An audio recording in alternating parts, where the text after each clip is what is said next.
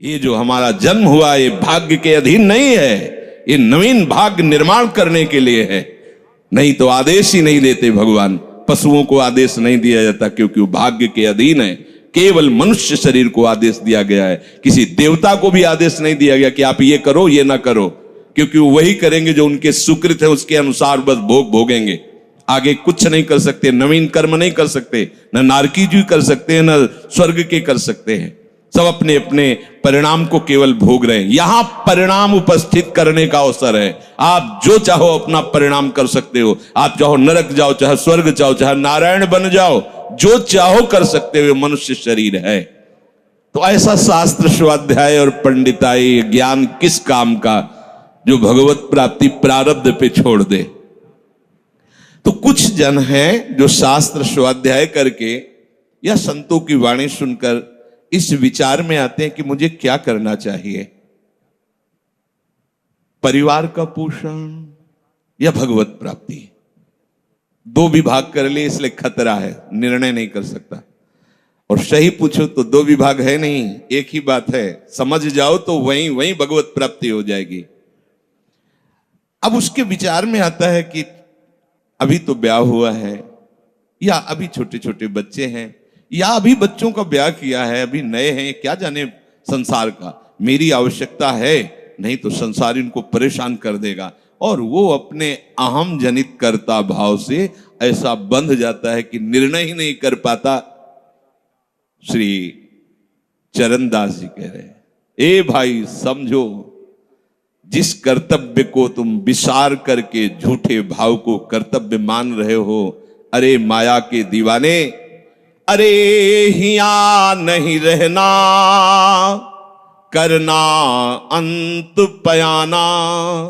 यहां से जाना है, यहां से जाना है। ये भूल जाते हैं। माया की ऐसी भूल भुलैया है कि हमें शरीर में राग और शरीर संबंधियों के राग में सुख मिलने लगता है और लगता है कि मैं अविनाशी हूं।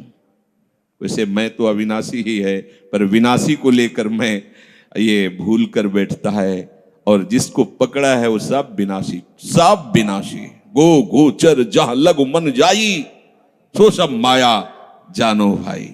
दुनिया में लाखों का मेला जुड़ा, हंसा जब जब उड़ा तो अकेला उड़ा। समझो, ये माया की चाल है जो तुम्हें समझने नहीं दे रही। अरे भाई समझो, समझो, अरे माया के दीवानों, यहां से हमें जाना है, जाना है। कुछ साथ नहीं ले जाना है, कोई साथ नहीं जाएगा।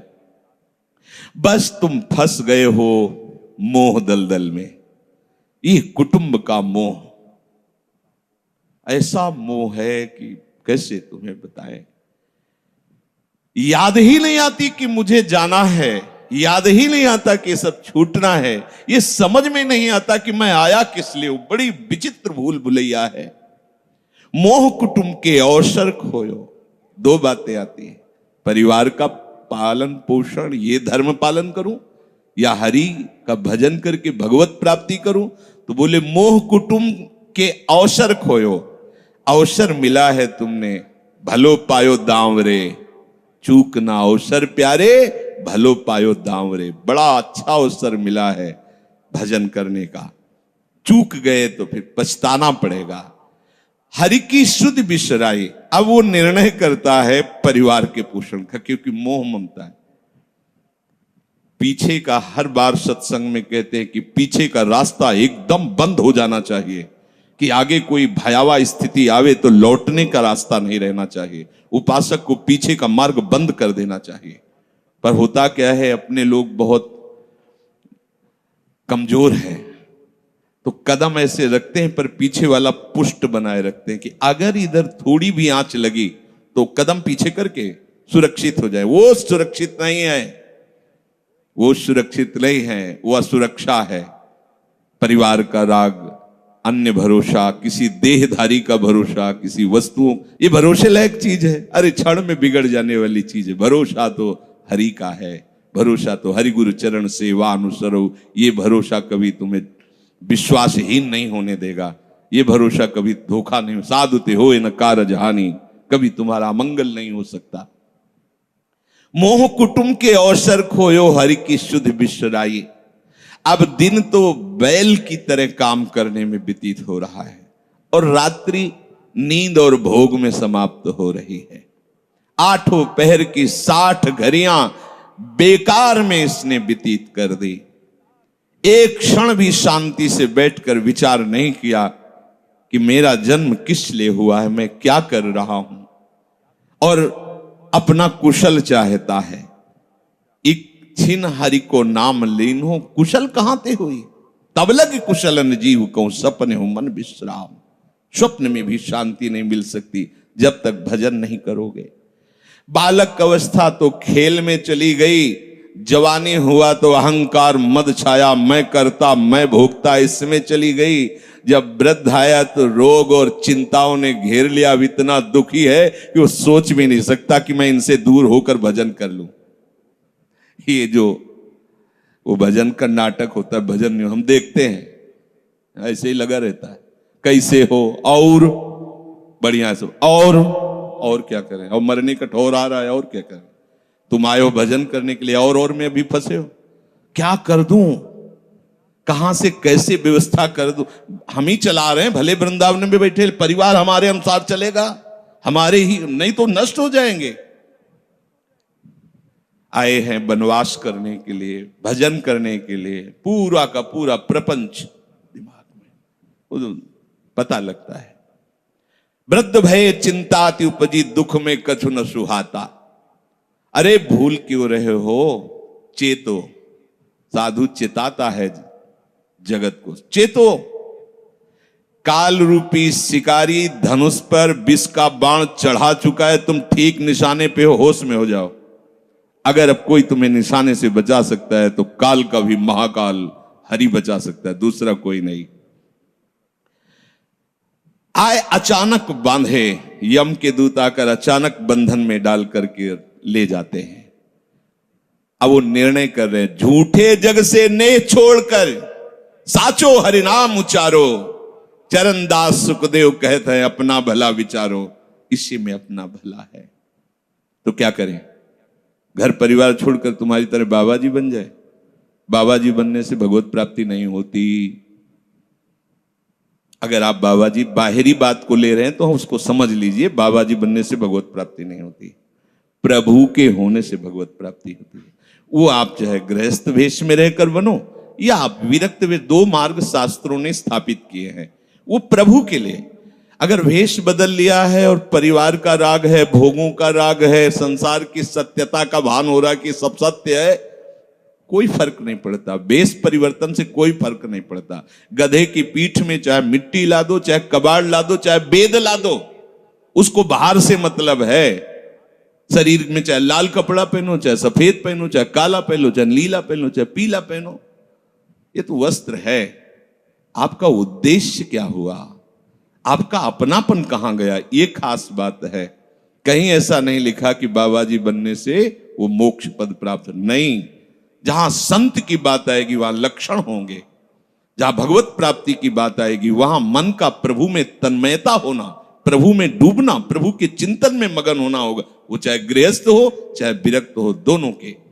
एक है कि संसार का व्यवहार पसंद नहीं तो निवृत्ति मार्ग का पथिक बन गया, और एक है कि संसार के व्यवहार को भगवत स्वरूप समझकर, भगवत अर्पित करते हुए अपने को प्रभु का मानकर, प्रभु को अपना मानकर चल रहा है, ठीक वैसे ही भगवत प्राप्ति उसको भी होगी।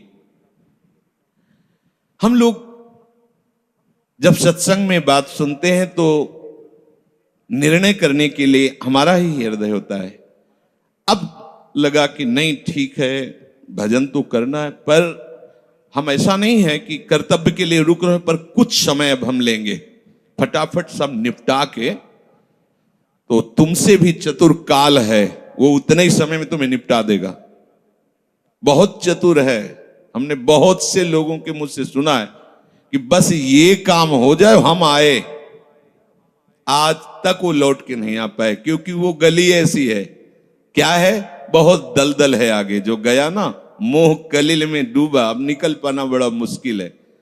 सत्संग में इतना सामर्थ्य है कि अभी आप सुन रहे हो, अभी आपको ऐसे सब ऐसे लगेगा, ऐसे ऐसे निकल जाएंगे, और गेट के बाहर होइएगा, वो हवा लगने दीजिए, तब लगे कैसे निकले।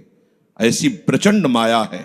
इसीलिए तन ही राख सत्संग में तो मन ही प्रेम रस भेयो, तब मन प्रेम रस में बराबर सत्संग होता रहे, बराबर साधु संग मिले। ऐ साधो, ये तमाशा है, तमाशा बस 2 घड़ी का तमाशा है। यहां जितने इकट्ठे हुए हो ये सब मिल नहीं सकते। माता पिता भाई बंधु सब बिछुड़ते चले जा रहे हैं। जो ही आकर सब इकट्ठे मिले हो, ये कभी इकट्ठे नहीं रह सकते। ये कुछ समय का है। संतों ने इसे 2 घड़ी का है, ऐसे ऐसे व्यतीत हुआ। हम लोग परिवार को अपना मैं मानकर, मेरा मानकर के जो पोषित कर रहे हैं, वो कुछ समय के लिए है। जैसे नाव नदी के ऊपर बाट बटाऊ आए, मिल मिल जुदे होए पल माही आप को जावे। जैसे नदी पार करने के लिए 50 लोग इकट्ठे हुए नाव में बैठे, नाव किनारे पहुंची, सब अपने अपने मार्ग को चले जाते हैं, कोई किसी का साथ नहीं देता है। ऐसे ही मृत्यु का समय आया, चला आप कितना भी प्यार करो, वो लौट के आपसे पूछने के लिए नहीं आएगा आप कैसे हो। या आपने कितना भी सबके लिए किया है, मोह से युक्त होकर अपना जीवन, विशेष जीवन आपने दे दिया, लेकिन आपकी क्या दुर्गति होगी किसी को कोई परवाह नहीं है।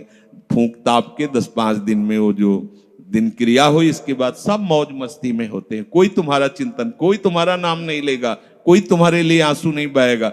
वो अगर कोई रोता है तो हमने सुना है कैसे रोता है।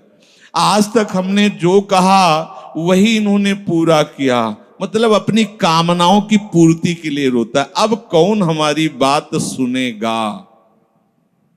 तुम कितना हमें चाहते थे, कोई नहीं उतना चाहता। क्या कह के रो रहा है, क्या कह के रो रहा है? अपनी कामनाओं की, स्वार्थ की पूर्ति के लिए रो रहा है, तुम्हारे लिए नहीं रो रहा। वो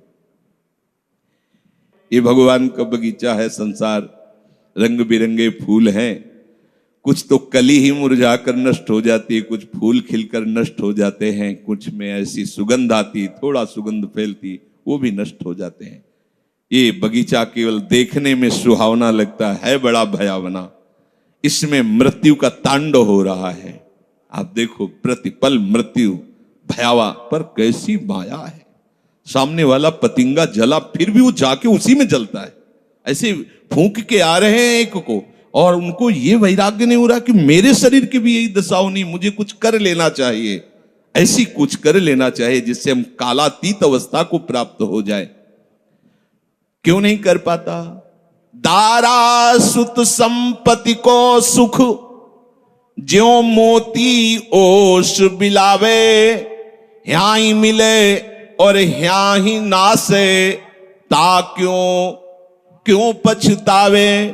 अरे भाई, ये पुत्र और परिवार का मिलन और ये सुख ऐसा है जैसे पत्ते में ओस की बूंद, कितने सेकंड में ढल जाएगी कुछ पता नहीं। ऐसे ही ये है।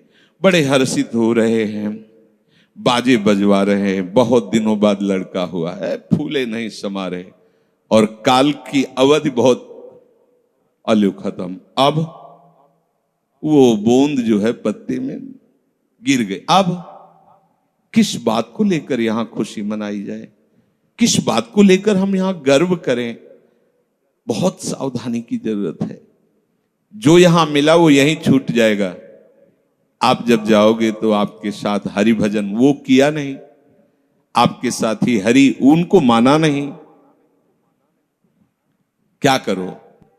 कुछ दे दे। क्या? सबको सुख देने की भावना, सब में प्रभु की भावना। जो भी तुम्हारे पास मन वचन कर्म से प्राप्त हुआ है वो सबको सुख देने के लिए है, सब में प्रभु है। ये बात समझ में नहीं आएगी। सबको क्यों सुख दें? क्योंकि सुख मिलना है। आप सिद्धांत समझो। आप सबके सुखों को खींच करके उनको दुख देकर सुखी होना चाहते हो, तो वो दुख लौटकर बड़ा भारी रूप रख करके आपको भोगना पड़ेगा। आप दूसरे को सुख दिए तो सुख लौट के बड़ा भारी सुख आपको देगा। ये सिद्धांत समझो ना, पर समझ ठीक है नहीं।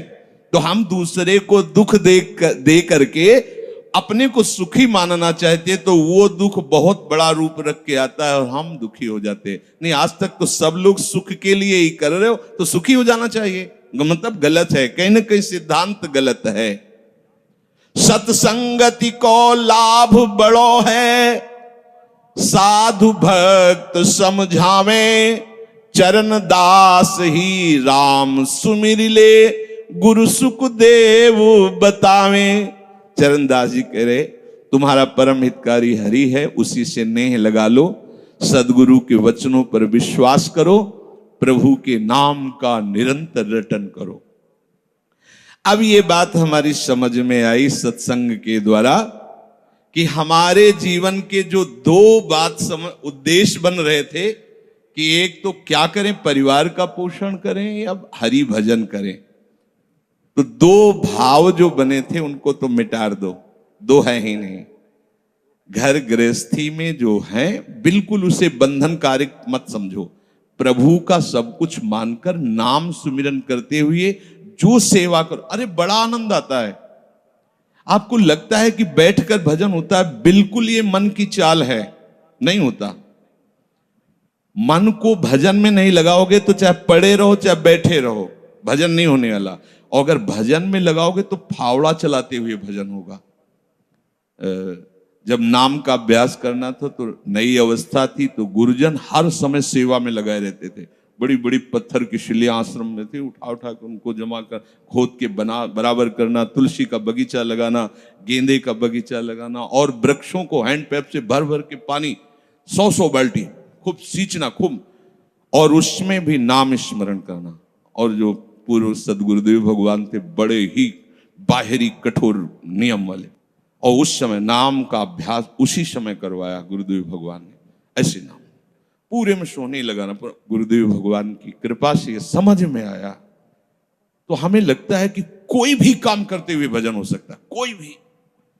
अरे जब युद्ध हो सकता है तो और क्या बात है। अब बोलो आपका निर्णय कि मैं परमार्थ में जाऊं या व्यवहार ठीक करूं। हम कह रहे हैं वो व्यवहार ही परमार्थ बना लो ना, भागने की जरूरत कहाँ है। और जब आपकी अरुचि बढ़ेगी, वैराग्य बढ़ेगा, तो तुम्हें कोई रोक नहीं पाएगा। वो तो स्थिति आएगी, और अगर स्थिति के लिए बिना तुम भागोगे तो यहां के वही प्रपंच करोगे, यहां भी वही प्रपंच करोगे, भजन नहीं होगा। तो पहले तो साधक को इस बात को लेकर संदेह होता है कि संसार का व्यवहार करना कर्तव्य है या भजन करके भगवत प्राप्ति करना कर्तव्य। अब उसका सत्संग के द्वारा निर्णय होता है, चाहे शास्त्र का चाहे संतों का, कि नहीं नहीं मुझे तो इस जन्म में भगवत प्राप्ति करनी है। संसार के इन सब कार्यों को तो बहुत जन्मों में किया है, अब इस जन्म में भगवत प्राप्ति करनी है। ऐसा निर्णय सत्संग से होता है। जब ऐसा निर्णय हुआ तो भोग उसे कड़वे लगने लगे। ये शरीर का विलास, इंद्रियों का विलास उसको एक दुखद लगने है, कैसे कैसे छोड़ूं, कैसे हटूं। अब उसी को वैराग्य कहते हैं। अब उसके अंदर वैराग्य बढ़ने लगा। जब वैराग्य बढ़ने लगा तो वो प्रभु की तरफ चलने के लिए उतावला हुआ। अब उसके सामने प्रभु की तरफ चलने के लिए जो बताने वाले वो शास्त्र हैं और वो संत जन हैं। अब इतने संत जन हैं कि उनकी सबकी अलग अलग साधना है, अलग अलग उपासना है। इतने शास्त्र हैं कि उनकी अलग अलग धाराएं हैं, और बिना इसके कल्याण नहीं होगा। सब कोई कहता है हमारा मार्ग ठीक है, सब सिद्धांत कहते हैं इससे भगवत प्राप्ति, इससे भगवत प्राप्ति, इससे ऐसा, इससे। वो साधक फंस जाता है कि चलूं तो किस में चलूं। उसके सामने साध्य और साधन विषयक तरह तरह के भेद साधकों के द्वारा, संतों के द्वारा, भक्तों के द्वारा डाले जाते हैं सामने। फिर शास्त्र को पढ़ता तो बहुत सी बातें शास्त्र में निकलती हैं। अब वो बेचारा परेशान हो जाता है कि अब मैं क्या करूं। संसार का तो सत्संग के द्वारा समझ लिया कि ये ठीक नहीं, मुझे भगवत प्राप्ति, पर कैसे भगवत प्राप्ति करूं। अब इसका निर्णय करना उस नवीन साधक के लिए बहुत कठिन होता है। परंतु भगवत कृपा का वो जिसने आश्रय ले लिया वो यहां टिकता नहीं है इस संशय में। परमार्थ भगवत कृपा से पुष्ट होता है। सबसे पहले प्रभु हरि को गुरु बनाना चाहिए। वही सबके गुरु हैं। जब हम घर से निकलने की सोच रहे हैं उस समय वो सोच भी गुरु दे रहा है, वो हरि गुरु उस समय सोच भी दे रहा है वही। तो जब हमारी ऐसी स्थिति आती है कि हम निर्णय नहीं कर पाते तो अंदर से प्रभु को पुकारना चाहिए, हे गुरुदेव हरि, आप प्रकट रूप में मिलो और मेरा समाधान करो। अब जो ही वो अंदर से ऐसी दशा में प्रभु की शरण होकर के पुकारता है तो भगवत कृपा उसे सदगुरुदेव के रूप में प्राप्त हो जाती है। ये ओहो, जो मैं खोज रहा था वो मिल गया। वो अंदर से भगवान उसको वहां पहुंचा देते हैं, वो बात सुनवा देते हैं, वो संयोग बैठाल देते हैं, जिससे उसके सारे संशय नष्ट हो जाते हैं। अब वो संपूर्ण शास्त्र और संपूर्ण संतों के मत को प्रणाम करके अपने गुरुदेव की आज्ञा पर चलने लगता है। अलग अलग वर्णन है संप्रदायों के सिद्धांत, अलग अलग शास्त्रों की युक्तियां वर्णन है। हम कितनी युक्तियां कितनी चलेंगे तो एक युक्ति में ही। तो इतनी बात समझ लेना है कि हम प्रभु के अंश हैं, इसमें किसी भी संप्रदाय का कोई कटाक्ष नहीं। जीव प्रभु का अंश है, इसमें किसी भी संप्रदाय की कोई टिप्पणी नहीं है ना, ठीक है। दूसरी बात, संसार भगवान की माया है, सब संप्रदाय है ना, तो इस माया को त्यागना है। बात समझ में आ गई। तीसरी बात है भगवत प्राप्ति करनी है। ये तीन बातें किसी भी संप्रदाय में कहीं भी कोई काट नहीं इनकी। हम प्रभु के अंश हैं, ये संसार माया के द्वारा रचित है, संसार का, संसार के भोगों का त्याग करने वाला ही भगवत प्राप्ति की योग्य होता है। भगवत प्राप्ति करना हर संप्रदाय का लक्ष्य है, चाहे उपासना कुछ भी हो। संसार का त्यागना हर संप्रदाय का लक्ष्य है। कोई भी आप शास्त्र सिद्धांत या संप्रदाय देखिए, संसार के भोगों का, संसार की आसक्ति का त्याग, और हम प्रभु के हैं, ये सिद्ध बात है। किसी भी संप्रदाय में हो, जीव भगवान का अंश है, ये निश्चित बात है।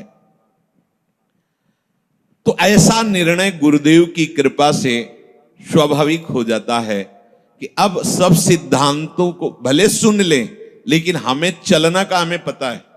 हमारे गुरुदेव ने हमें बता दिया है, हमारे माई श्यामाजू को राज, हमें चलना है। राहो को काहू मनाई दिए, पर मेरे प्राणनाथ श्री श्यामा शपथ करो तृण छिए, मन क्रम वचन त्रिशुद्ध सकल मत, हम श्री हित हरिवंश उपासी, हा हरि रा राधा वा वृंदावन सा सहचरी। साधक की बुद्धि गुरुदेव के प्रताप से उपासना में निश्चल हो जाती है। एक एक बात को समझिए। प्रभु कह रहे जिस काल में शास्त्रीय मत भेदों से विचलित हुई तेरी बुद्धि निश्चल हो जाएगी, परमात्मा में अचल हो जाएगी, उसी काल तू योग को प्राप्त हो जाएगा। कैसे होगी निश्चल? अगर हम शास्त्रों में भटकते रहो, कई बार समझने के बाद भी ये निश्चय होता था कि ये आश्रय ठीक है या अहम ठीक है। क्योंकि जब एको हम बहुत श्यामा वही ब्रह्म बहुत रूप, मैं भी तो ब्रह्म हूं ना। मैं भ्रम से अपने को अंश मान रहा हूं, भ्रम से अपने को जीव मान रहा हूं, भ्रम से अपने को शरीर मान रहा हूं, वही हूं।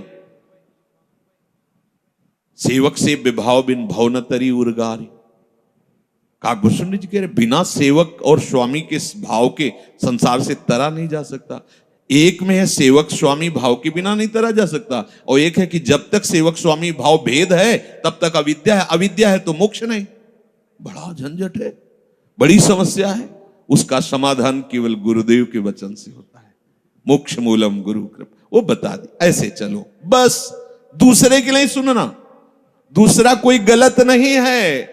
बहुत से मार्ग हैं, बहुत से संप्रदाय हैं, बहुत से सिद्धांत है। हम सब संप्रदाय, सब सिद्धांत, सब मार्गों को एक साथ नहीं निर्वाह कर सकते। एक मार्ग में चलेंगे तो जो हमें गुरुदेव मिले भगवत प्रेरणा से, उनके द्वारा बताई हुई साधन पद्धति में अपनी बुद्धि निश्चल कर दे। निश्चल कोटि जन्म लग रगर हमारी, बरऊ शंभुनता राहु कुमारी, इसे निश्चलता कहते हैं, इसे अटल कहते हैं।